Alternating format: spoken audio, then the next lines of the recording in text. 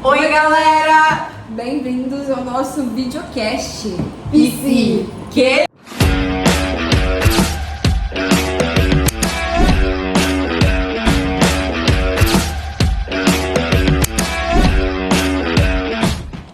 Bom, hoje a gente trouxe aqui um tema extremamente atual, que a gente tem vivido muito com as nossas crianças. Importante. Sim, muito importante para a sociedade, para as nossas crianças, para a psicologia, para neurociências, que traz, a gente trouxe a carta do capítulo 8 do livro O Cérebro do Mundo Digital. O capítulo 8, ele fala sobre um cérebro duplamente letrado. E o que seria um cérebro duplamente letrado? Seria entender o equilíbrio do uso do impresso e do meio digital. Fazer da leitura, né? Da leitura impressa e da leitura no meio digital. Saber equilibrar essa leitura de livros, né, no papel e também nas telas. Fazer essa transição é muito importante. Exatamente. E aí a gente trouxe alguns assuntos, algumas perguntas pra gente abordar mais esse tema e trazer sobre o que a gente pode refletir sobre ele e refletir sobre o livro também. E a primeira pergunta eu queria fazer para Ana, que é ali no livro da autora, da Mariana Hoffman. Mariane, porque a gente é íntimo dela. Mariana Hoffman.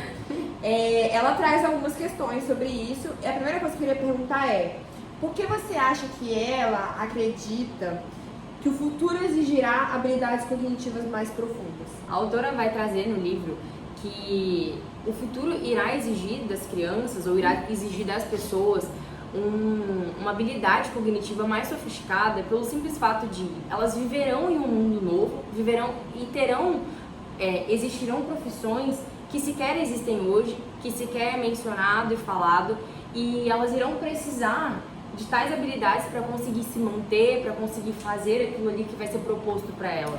É um cenário incerto. E para enfrentar esse cenário, a autora fala que elas precisam dominar esses dois campos da leitura profunda e a leitura no meio digital, onde a criança ela vai conseguir refletir, ela vai conseguir interpretar e lendo ali, né? E ela vai conseguir ter uma visão sobre planejamento, sobre codificação dentro do digital. É porque é um mundo completamente novo, né? É um mundo...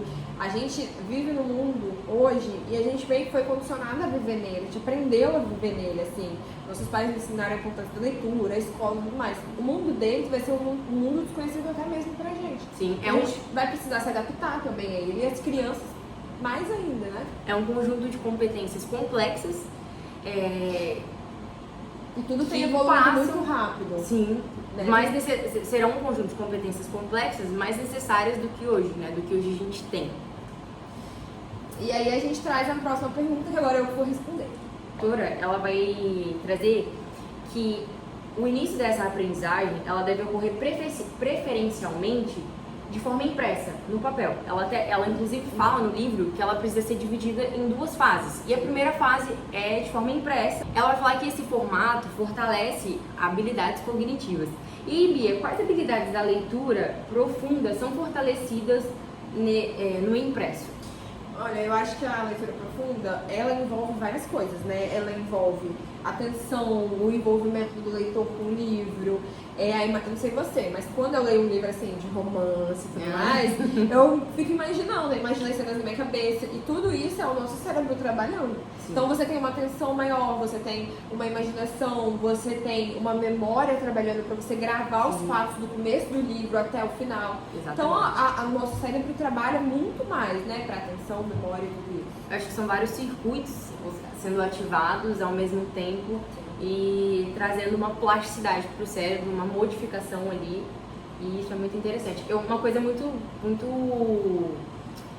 pontual quando ela traz isso é que ela vai falar que a leitura profunda ela é capaz de gerar empatia na criança, porque ela vai conseguir fazer uma reflexão, ela vai conseguir ter um pensamento mais profundo, acessar as emoções, e aí a partir disso ela consegue ter uma empatia melhor pelas pessoas, ela consegue, como se diz? Ela consegue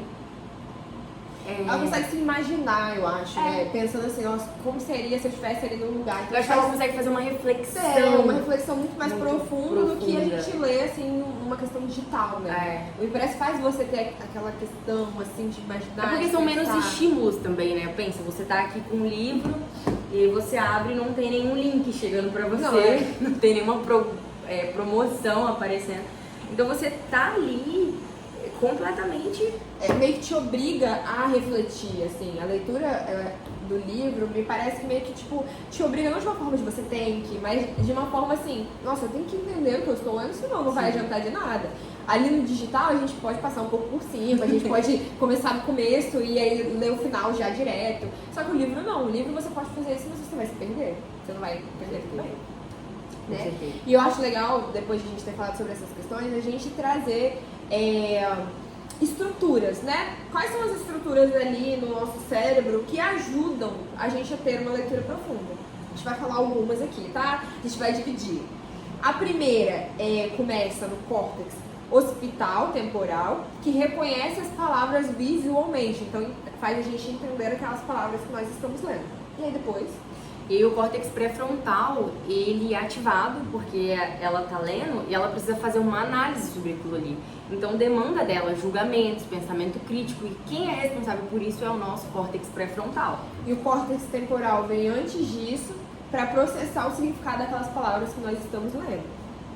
E o hipocampo, ele vem ali como consolidação da aprendizagem, consolidação da memória, e aquilo ali passa a se tornar aprendizagem.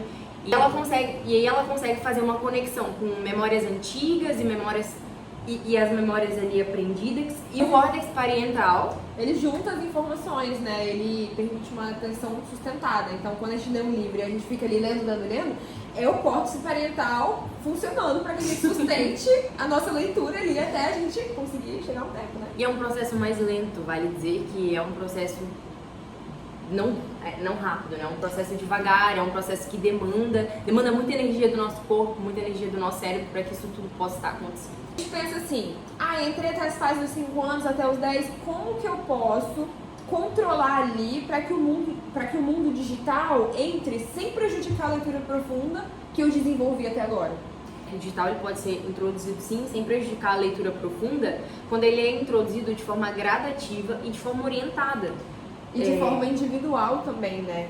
Ela mostra que tem muitas pessoas que para cada criança ou para cada pessoa, ele tem que ser introduzido de uma forma diferente. Porque sim. Funciona de uma a forma diferente. A subjetividade das pessoas são importantes. E que tem crianças que vão querer ler mais livros do que o digital, ou vão querer ler mais o digital do que o impresso. Isso se define por cada uma, pela unidade. Né? Sim. E é muito interessante falar sobre a importância que a criança tem, a importância de uma maturidade na criança. Porque primeiro ela vai ali aprender a desenvolver numa leitura profunda, trabalhar a atenção, e aí logo depois ela vai ser colocada em um lugar de desenvolvimento de raciocínio mais rápido, de uma estimulação mais superficial. E quando ela começar a ler em telas, ela precisa ser orientada a não fazer uma leitura rápida, a fazer uma leitura devagar, e ela vai ter que monitorar, a compreensão e a manter o foco. Então, basicamente, é uma autorregulação e um desenvolvimento de aprendizagem. Uma coisa engraçada que a gente estava lendo o livro e eu me vi um pouco nisso também, que ela fala que muitas das vezes a gente lê pulando o que é muito as informações. E aí é interessante a gente falar que para as crianças que vão vir, até mesmo pra gente, a gente treinar, a gente não fazer essa leitura assim no mundo digital, porque às vezes a gente tá no Instagram, numa rede social, e a gente começa lendo aqui, já pula pro final e é isso, e já entendeu a questão. É tudo muito instantâneo, é tudo muito tipo, pra ontem, vamos, e aí a gente recebe uma notícia agora e a gente já quer a segunda. Já quer a outra. Nossa. E é isso, essa reflexão que ela traz agora, dizendo que quando as crianças ingressarem nesse mundo digital, elas precisam saber equilibrar, a ler com mais calma, do mesmo jeito que se faz com o impresso. Né? Porque a digital tem que ser diferente ali, né?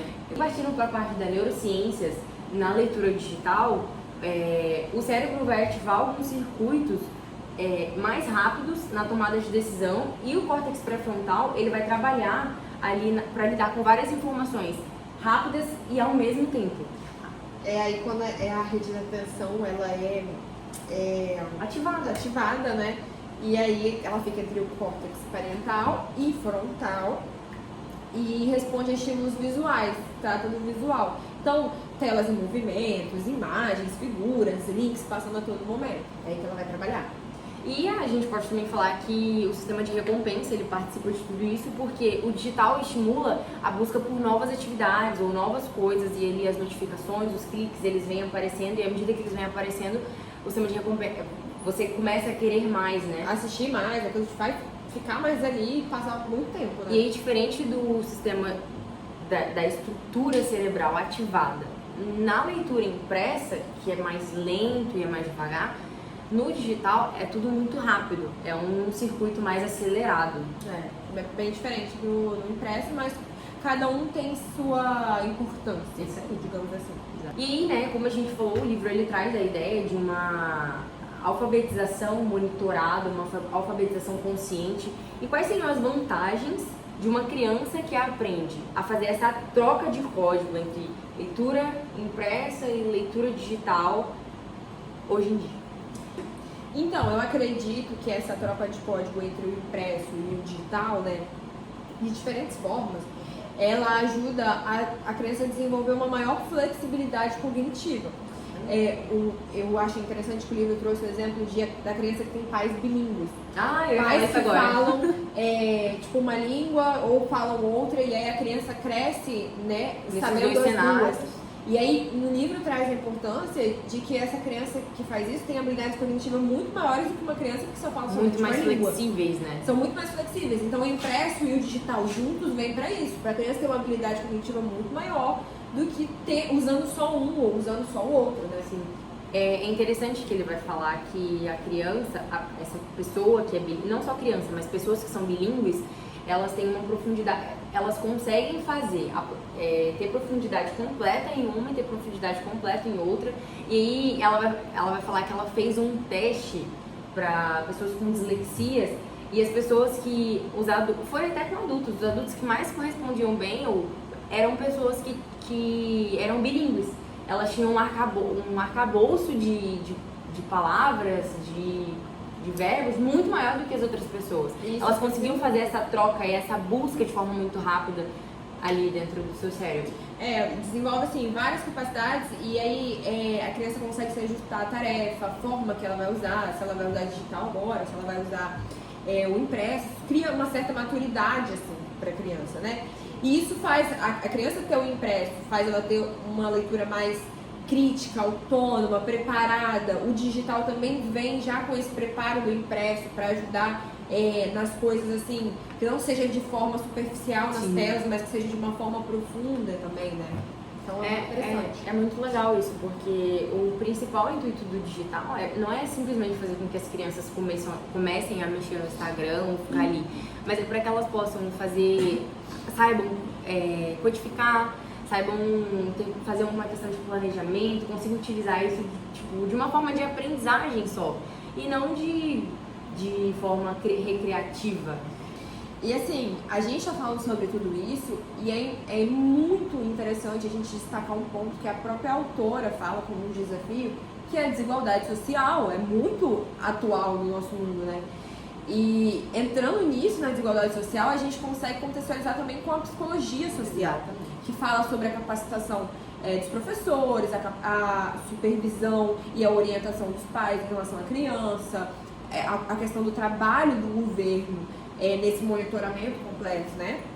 Sim, existem crianças que não têm acesso a livros e sequer ao meio digital, exceto a telefone celular, que quando tem usam de forma excessiva e que não abrangem para aprendizagem, mas geralmente é para recreação, geralmente é para diversão e prejudica então toda a proposta que a autora ela vai trazer. O livro ele vai trazer também 2 desafios dentro da desigualdade social, que é os pais não conseguirem ou talvez não terem como orientar por simplesmente não saber a forma correta de orientar e não ter recurso suficiente para isso. Porque o que adianta você ter um celular, mas você não ter um programa específico para aquilo? Geralmente os programas são pagos, são em dólar, o que prejudica ainda mais. Ou então uma pessoa que é mãe, ela às vezes tem que colocar seu filho ali na creche ou alguém que vai cuidar e essa pessoa não vai supervisionar de forma correta.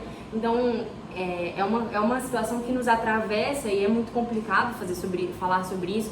E falar sobre isso para pessoas que não têm esse acesso e é muito triste, né? E eu acho que isso tudo abrange o contexto social, que é que aí a psicologia entra, né, falando sobre essas questões, às vezes dos pais trabalharem demais, igual a Ana Júlia falou, e ser mais fácil entregar o celular para a criança para poder fazer as outras atividades da casa ou as outras atividades que o trabalho demanda.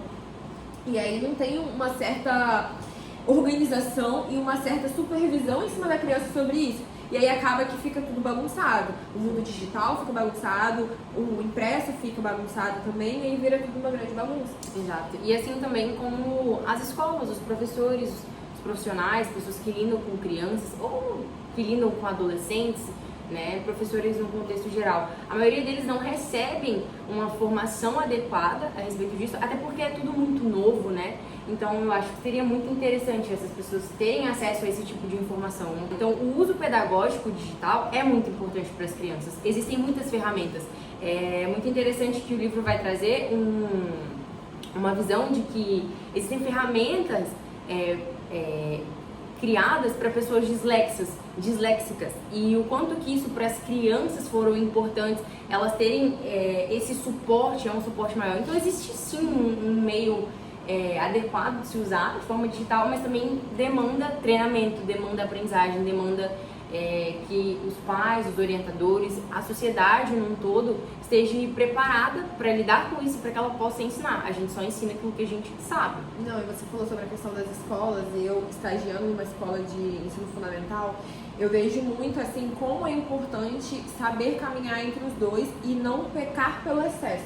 Porque tem muitas crianças lá que têm acesso, as crianças de 8, 9 anos têm acesso ao mundo digital de forma assim, sem ali um controle, e acabam que tem problemas no sono, no ciclo do sono, isso afeta a memória e é prejudicial para uma criança que está aprendendo, né, que está recebendo um monte de informações ali diariamente. Então, não tem um sono adequado, porque muitas das vezes ficam até tarde no telefone, ou tem acesso a coisas que não são para a idade, ou que a capacidade cognitiva ainda não consegue raciocinar e fazer um julgamento próprio daquilo. E aí, às vezes, por conta disso, de ter muito acesso a isso, tem preguiça de ler, não querem ler, porque já tem esse acesso às informações rápidas, então eles perdem o costume de ler devagar e aprender. Isso tudo influencia na escola. E a pergunta que a gente se faz é: existe a possibilidade de formar um cérebro duplamente letrado e uma cultura tão rápida e uma cultura tão acelerada? Eu acho que é possível, tá, Ana? Se acho que cada um fizer a sua parte. A gente lendo o livro parece uma coisa muito utópica, né? Sim. Parece uma coisa muito distante da nossa realidade, assim, no que a gente vive. Mas eu acho que se cada um fizer essa parte, se o governo trabalhar com os professores, sim, e os professores terem a capacitação necessária para isso, e aí os pais supervisionarem as crianças, se a escola andar junto com os pais, se a sociedade contribuir para isso, se cada um fizer a sua parte... Se a gente usar, né, o meio digital para levar esse tipo de informação, a gente converte as pessoas a isso, né? Então, tipo, se o pai tá lá rodando o Instagram, ele recebe um post sobre, sei lá, sabe? Eu acho que pode fazer, um trabalho de formiguinha, né? Uma conscientização, e é parecido com um processo de leitura no impresso. É demorado, é lento. É lento. Vai demandar muito. Mas surge muito efeito. Mas a gente, se a gente conseguir também, mudar, né, essa consciência, com certeza as nossas crianças futuramente e mais pra frente terão se a gente um também apoio muito maior. conseguir manter essa cultura, assim, da leitura, do Sim, livro. porque é uma coisa a se falar, que a gente fala sobre a leitura, mas pouco se fala. Ou, aliás, o livro fala sobre essa importante, mas também traz a questão e o incentivo da leitura. Mesmo que de forma digital, porque a gente pensa muito, né, de introduzir os dois ali, mas a gente não tá tendo nenhum.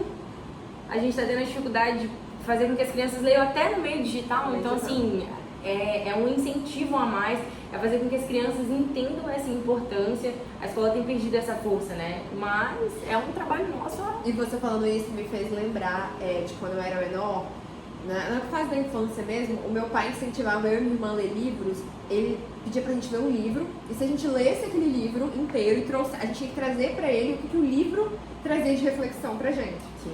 E se tivesse correto, mesmo se a gente realmente tivesse lido, a gente ganhava R$5.